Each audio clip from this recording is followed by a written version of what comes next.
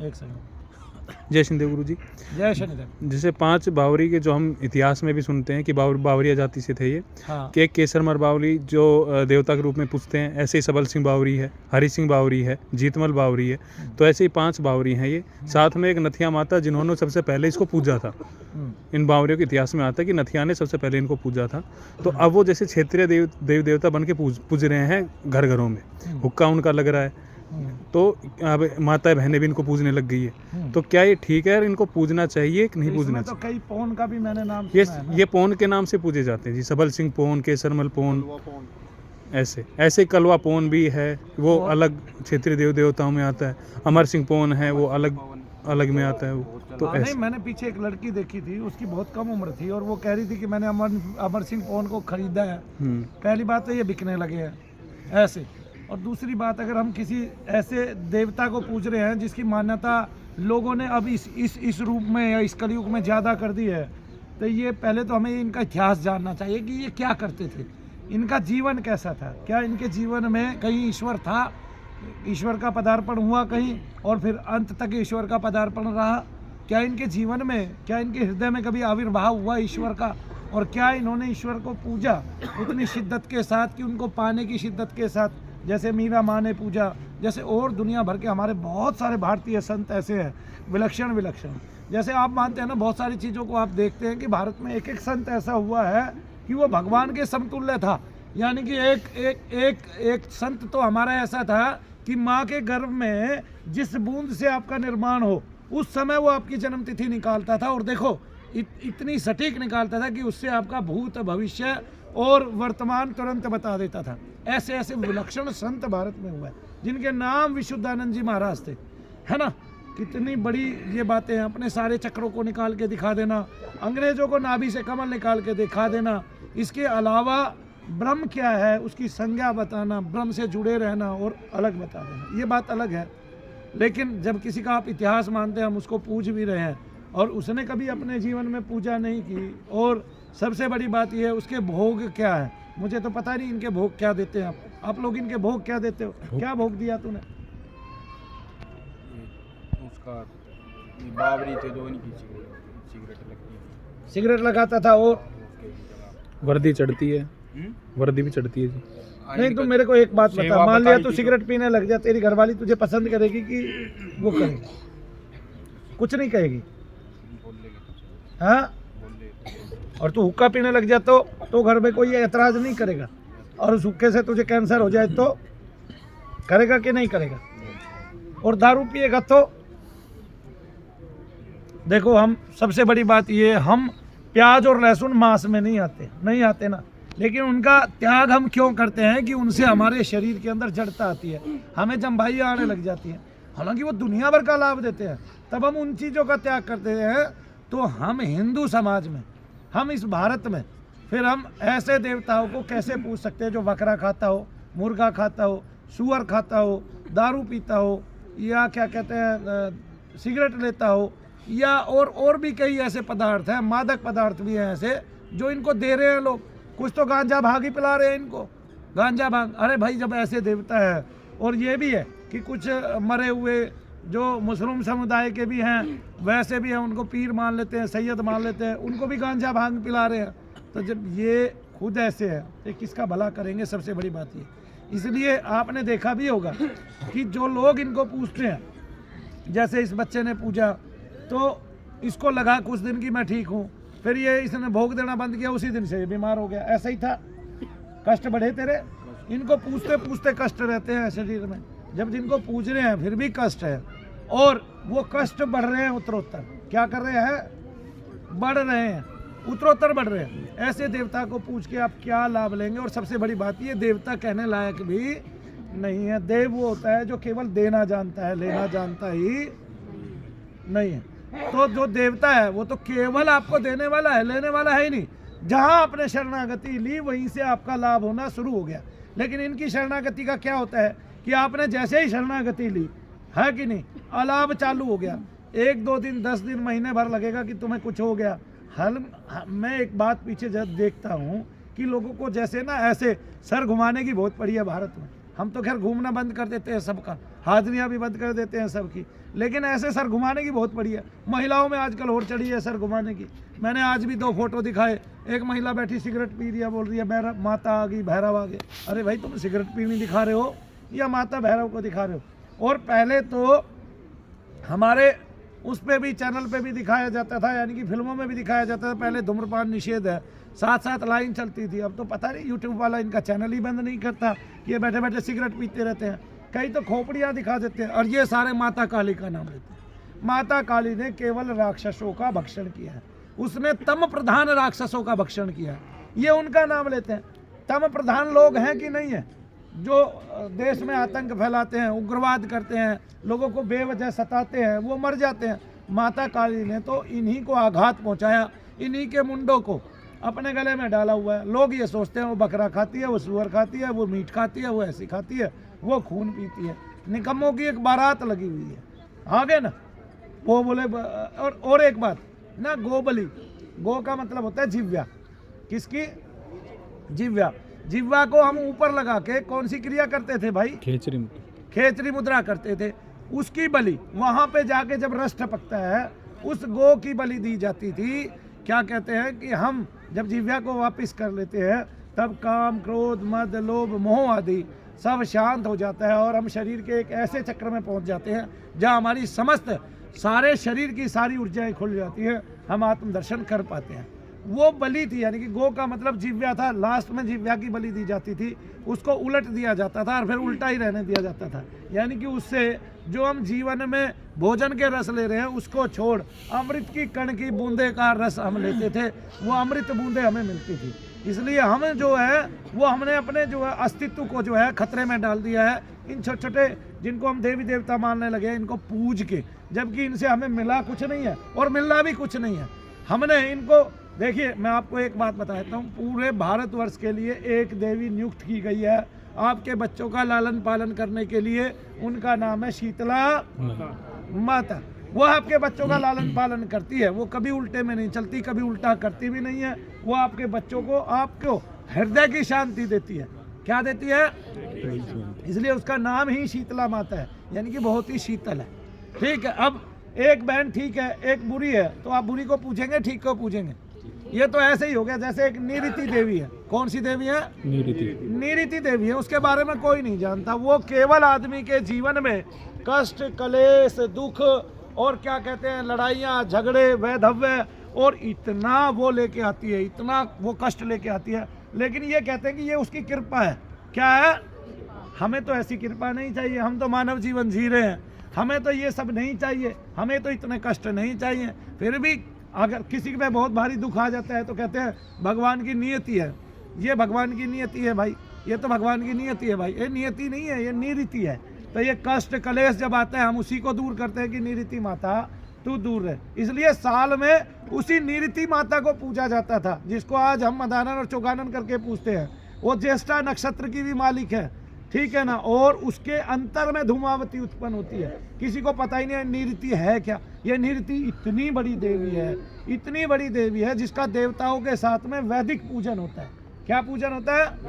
वेदों में भी उसका पूजन लिखा हुआ है और यज्ञ के माध्यम से लिखा हुआ है। और वो इसलिए लिखा हुआ है ताकि हम उसको यज्ञ का भाग देके उसको अपने जीवन से दूर कर दें। क्या कर दें? जीवन से दूर कर दे। इसलिए हम मदानन चौगानन को भी दूर भोग दे के आते थे, लेकिन आज ये सब उलट हो गया है। आदमी की बुद्धि खो गई है, उसका अस्तित्व खो गया है, बस वो उल्टे सीधे काम करने पे लग गया है। और जिससे हम सीधा करना चाहते हैं, वो एक टाइम में जिस दिन 10 दिन भोग नहीं दिया, आपका उल्टा करना चालू कर देता है। ठीक है, हालांकि उसको आप अगर किसी ने उससे सच्चा काम शुरू कर दिया तो वो उसमें भी मग्न हो जाता है, लेकिन सच्चा कराने वाले रहे ही नहीं है। उनको इस तरह सत्य दर्शाने वाले रहे ही नहीं है। मनु भैया ने एक आध का किया है, बाकी तो और संसार में मैंने किसी का अस्तित्व ऐसा नहीं देखा कि किसी ने, जैसे हमने तो भूत प्रेतों से भी काम ले लिया, उनको सीधा स्वच्छ बनाकर, उनको क्या कहते हैं सत्य धारण कराकर, और उनको सत्य की महिमा समझाकर, दर्शाकर, दिखाकर, और उनके उद्धार की कामना कर, उनके वजन को, उनके स्वरूप को हल्का कर, और उनको देवत्व धारण कराकर। तो इस तरह से जैसे बिगड़ा हुआ आदमी देवत्व धारण कर लेता है, जैसे आप अपने जीवन में बहुत सारे उदाहरण देखते हो। इसमें वाल्मीकि जी है ना, लेकिन आज देखो समाज में क्या है कि अपने नाम तो पूरी एक प्रजाति का, पूरी एक जाति का रखा है वाल्मीकि। क्या रखा है? वाल्मीकि। लेकिन भगवान किसी के भी हृदय में नहीं है। वाल्मीकि जब वो हुए, जब रत्नाकर से वाल्मीकि हुए, तब उनके जीवन में केवल राम रह गए थे। उनके जीवन में कोई पशु बलि नहीं रही थी, किसी का मांस खाना, खून पीना नहीं रहा था। लेकिन ये वाल्मीकि नाम रख के क्या करते हैं? मांस भी खाते हैं, खून भी पीते हैं, सारे काम कर लेते हैं, और ऐसे ही देवताओं को पूजते हैं, और ऐसे ही तंत्र क्रियाओं में उलझे हुए हैं आज वाल्मीकि समाज के बहुत सारे लोग। अरे उनको तो वाल्मीकि बन के भगवान राम को हृदय में धारण करना चाहिए। उनको तो राम की कथा करनी चाहिए जगह जगह जाके। जो ये पंडे कर रहे हैं काम, वो तो वाल्मीकि समाज के लोगों को करना चाहिए। वो तो उनको क्या कहते हैं, बड़े बड़े पंडाल में बैठ के भगवान राम की कथा करनी चाहिए, क्योंकि वाल्मीकि अगर आप बन रहे हैं तो आपके हृदय में राम ही होना चाहिए। लेकिन उनके हृदय में राम नहीं। अब वाल्मीकि है कोई, कहला कोई रहा है। नहीं समझे? वाल्मीकि तो मनु भैया है, राम तो उनके हृदय में, कहला कोई और रहा है। लेकिन वो जो कहला रहे हैं, कम से कम वो अपने ये सारे तत्व तो छोड़े मलिनता। अभी वो तमो प्रधान है और वाल्मीकि बने हुए हैं। वाल्मीकि सतो प्रधान है, सत्व प्रधान है, ठीक है, पुरुषत्व का स्वरूप है, पुरुषोत्तम है, भगवान का साक्षात स्वरूप है, और भगवान की महिमा का गान करने वाले इस पृथ्वी लोक पे प्रथमतः हैं। भगवान राम की महिमा का गान करने वाले, भगवान राम के बारे में बताने वाले। इस संसार को शर्म आनी चाहिए। आज राम मंदिर बना हुआ है, सबसे पहले उसमें प्रथमतः भगवान वाल्मीकि की मूर्ति होनी चाहिए। क्यों नहीं होनी चाहिए? बताइए मेरे को। आज राम को कौन जानता? क्या राम भद्राचार्य जानता राम को बगैर वाल्मीकि के हुए? भगवान वाल्मीकि अगर ना होते, राम भद्राचार्य आज किसको राम कहता? बताइए। है तो भगवान वाल्मीकि हुए तब राम की महिमा हुई, या फिर क्या कहते हैं, उनके बाद तो फिर दुनिया आई, दुनिया ने राम की महिमा गाई। लेकिन सबसे पहले जो सर्वस्व था भगवान राम को बताने वाले हैं कौन? राम भद्राचार्य या वाल्मीकि जी? वाल्मीकि जी, भगवान वाल्मीकि जी। तो आज अगर कहीं राम मंदिर की स्थापना है और राम मंदिर बना है और उसमें वाल्मीकि जी का कोई नाम नहीं है, कितनी बड़ी बात है। सबसे पहले उन्हीं के स्वरूप का अंकन हो। दरबार में घुसते ही, मंदिर के अंदर गेट पे घुसते ही भगवान वाल्मीकि के हाथ में रामायण दिखाई जाए, तब ये मंदिर पूर्ण होगा, वरना ये मंदिर अपूर्ण ही रहेगा। मैं ये भी बता देता हूं तुम्हें। क्या रहेगा? अपूर्ण ही रहेगा। संसार इस बात को जाने ना जाने, लेकिन मैं ये बात बताता हूँ आपको, ये गाथा मैं गाता हूँ कि वाल्मीकि जी ने जो गाथा गाई है, ठीक है, तब, और काकभूषण जी की उनके साथ एक चित्र अंकन होना चाहिए। जब इतनी बड़ी बात है, ऐसा राम मंदिर बनने जा रहा है, देश का गौरव होने जा रहा है, भारत का इतिहास नया रचा जाने जा रहा है, तो फिर उसमें राम मंदिर में भगवान वाल्मीकि भी तो होने चाहिए कि नहीं होने चाहिए? होने चाहिए। ना हो, जिसने राम की महिमा बताई, कौन बताता भाई तुम्हें? हनुमान जी आके बताते। इस युग में कौन बताता? तो जो भगवान वाल्मीकि जी की रामायण है, जो वहाँ से उसी युग से आज तक चली आ रही है, वो राम की महिमा गाने वाला सर्वप्रथम ग्रंथ है। और राम के आदि युग, यानी कि राम के आरंभ होने से पहले, राम की कथा होने से पहले ही लिखी गई है। कब लिखी गई है? कथा होने से पहले। राम की कथा बाद में हुई है, पहले रामायण लिखी गई है। और जो की तो लिखी गई है, जैसी भगवान शंकर ने सीता माता को, उसको माता पार्वती को सुनाई थी, यानी कि शिवा को सुनाई थी, शिव ने शिवा को सुनाई। कितनी बड़ी बात है। तब भगवान वाल्मीकि जी की वो अंकित होनी चाहिए। लेकिन आज वाल्मीकि समाज को भी देखिए, ठीक है, मुझे तो रोष आता है कि वाल्मीकि कहलाते हैं, लेकिन वाल्मीकि जी जैसा आचरण कर नहीं पाते हैं। सुधरते सुधरते, सत्य को धारण करते करते इन पीढ़ियों को बदल जाना चाहिए था। अब तक उस समाज को बदल जाना चाहिए था और दिखा देना चाहिए था कि क्या है ना। जैसे मैं बताता हूँ कि आपने देखा होगा, हिजड़ों का एक इतना बड़ा समुदाय है, इतना बड़ा समुदाय है, उनके और भी कई नाम हैं, कई लोग कई नामों से पुकारते हैं। किस नाम से पुकारते हैं? किन्नर भी पुकारते हैं, किन्नर के नाम से पुकारते हैं। उनका अखाड़ा भी बन गया। लेकिन सही मायनों में सारे मंदिरों में वही होने चाहिए पूजा करने वाले, क्योंकि जब पुजारी होता है, इसलिए मंदिरों में आज क्या काम होते हैं? गलत काम होते हैं कि नहीं? कल एक बहन जी आई थी, उसने बताया मेरे साथ इतना गलत किया, भगवान का नाम लेके उसने, मतलब एक तरह से उसके साथ रेप किया उसने।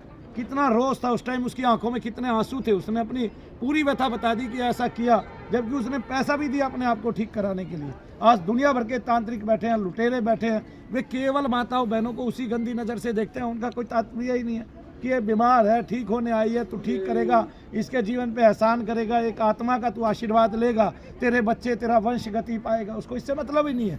उसको इससे मतलब ही नहीं है कि तेरे भाग्य में इस मानव शरीर की सबसे बड़ी सेवा लिखी है और वो तू कर रहा है, लेकिन वो सेवा के नाम पे ठगी कर रहा है, अस्मिता के साथ, मानव अस्मिता के साथ, किसी माता के साथ, तब वो और कष्ट में जीवन जो है और जिएगा एक दिन। और जो किन्नर है वो देखिए उनका किसी से कोई रिश्ता तो है नहीं। अब अगर वो न्याय करते हैं, भगवान शनिदेव, देखो भगवान शनिदेव भी मैस्कुलिन जेंडर है, उनको अगर किन्नर भी आप कहेंगे तो भी कोई बुरा थोड़ी ना मान रहे हैं, वो सेम ही है।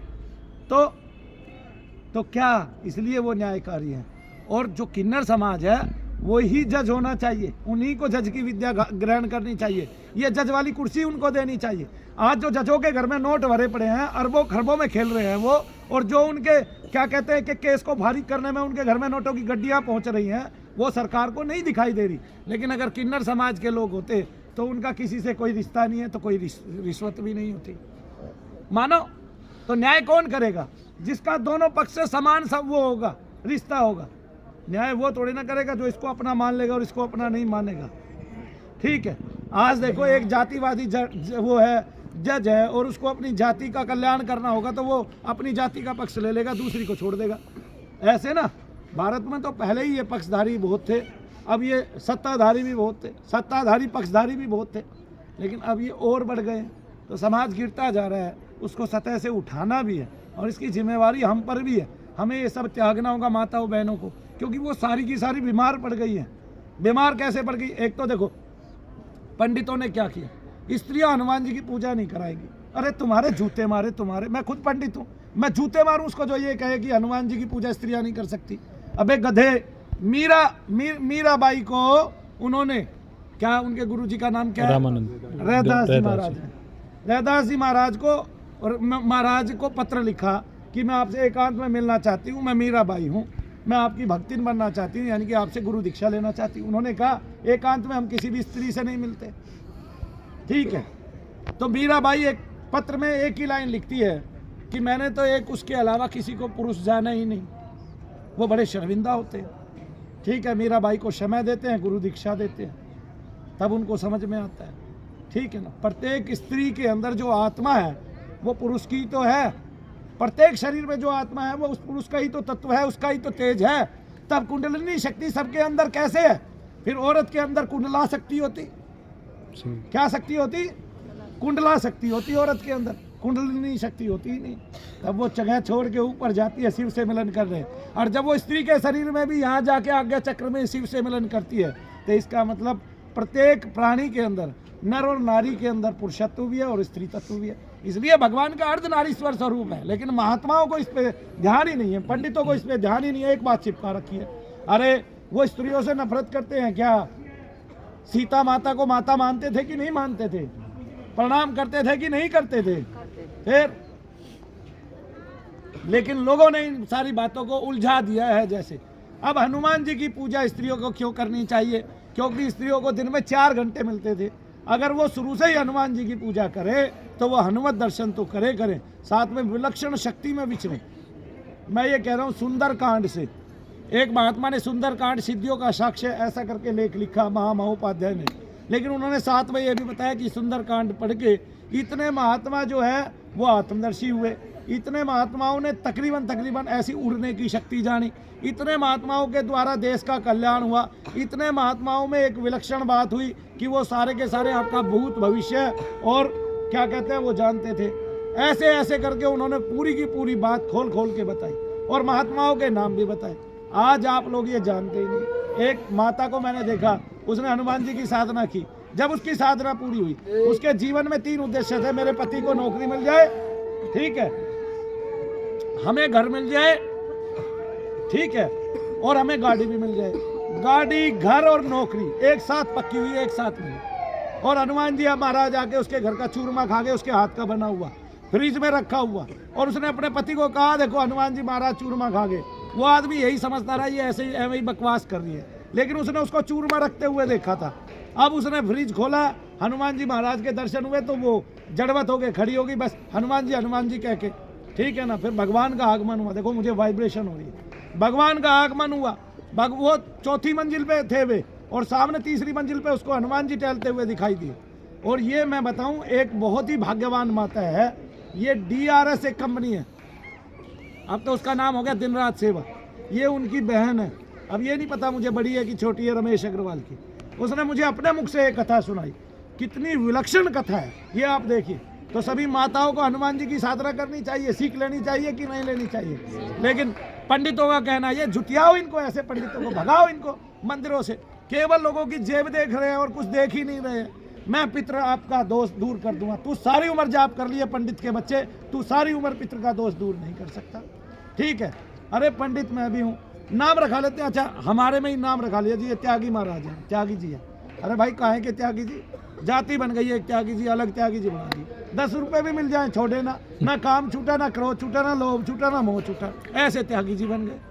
ठीक है, मेरे को कोई कहता है ना आप त्यागी हो, बस शर्म के मारे सिर झुकाना पड़ता है। भाई काहे के त्यागी, नहीं समझ में, छूटता तो कुछ है नहीं इस शरीर से, और त्यागी त्यागी, एक चाय तक तो छोड़ नहीं सकता मैं। है इतनी नालायकी मुझ में भरी है, और बोले त्यागी त्यागी त्यागी त्यागी। अरे भाई काहे के त्यागी, कुछ त्यागा ही नहीं। नहीं, ऐसा समाज जो है ना भरा हुआ है, नाम के विपरीत चलता है। स्त्रियों को हनुमान जी की पूजा नहीं करनी चाहिए। भाई स्त्री पुरुष है कहाँ? ठीक है, तो फिर आज से मैं घोषित करता हूँ सभी स्त्रियों के अंदर कुंडला शक्ति है। कौन सी शक्ति है? कुंडला शक्ति है। इतनी नालायकी भरी पड़ी है, किसी भी विषय को विस्तार से सोचते नहीं है। बस स्त्रियों को हनुमान जी की सेवा नहीं करनी चाहिए। उसी को समय मिलता था वो सेवा कर लेती, उसका उद्धार होता, कल्याण होता, उसके बच्चों का उद्धार होता, कल्याण होता। अब सब भूत प्रेत से ग्रस गए। हनुमान जी की सेवा जो भी करेगा, मैं एक बात बता रहा हूँ, उसको भक्ति मिलेगी। क्या भक्ति मिलेगी? भक्ति मिलेगी। वो संसार की सेवा ठीक से कर पाएगा, उसको ज्ञान मिलेगा। ये तीनों चीज हनुमान जी में कूट कूट के भरी हुई हैं, और उसका बल हमेशा बढ़ता जाएगा। क्योंकि जो भगवान से जुड़ेगा वो वैसे ही वीर्यवान हो जाएगा, उसका तेज बढ़ता जाएगा। अतुलित बल धामम हेम शैलाभ देहम धनुजवन कृषानुम ज्ञानी नाम अग्रगण्य सकल गुण निधानम वानर नाम धीसम रघुपति प्रिय भक्तम वात जातम नमः। अब एक कहता है कि तुम हनुमान जी को अपने काम पे मत लगाओ। एक नया महात्मा है, कह रहा तुम हनुमान जी को अपने